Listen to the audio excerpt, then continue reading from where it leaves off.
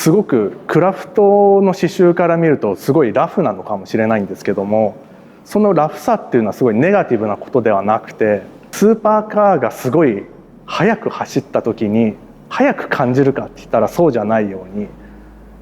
ボロボロの車が80キロぐらいで飛ばした時にガタガタ言わせながら走ったその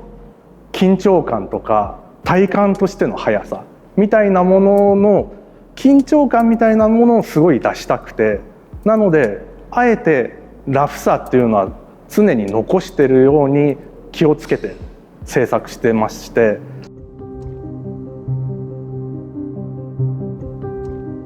作家としての高木浩一郎っていうのは、絵を描くだけの作業ではなくて、それ以前にある、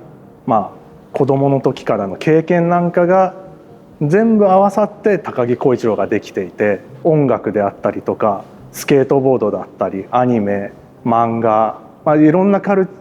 僕が受けてきたカルチャーが合わさって今の作家の高木浩一郎っていうのが、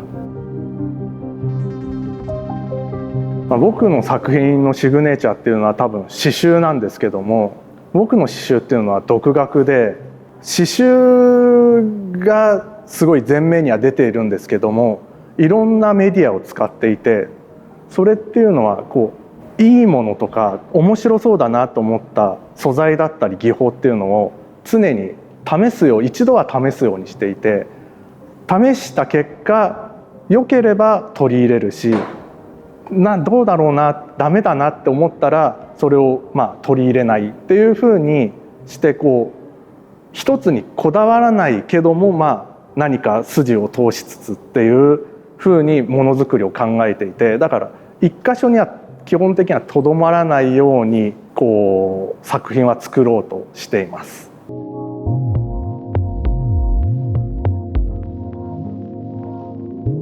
この私たちのワンダーランドって、僕の絵って基本的には世の中だったりこの今生きてる人の話だったりっていうのを基本的にはストーリーの中に入ってるんですけども、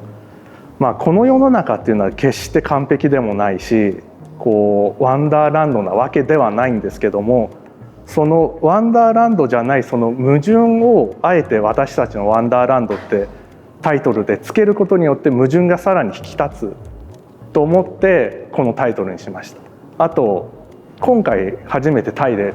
展示するんですけども、タイの僕のイメージは割ともちろんここだって完璧じゃない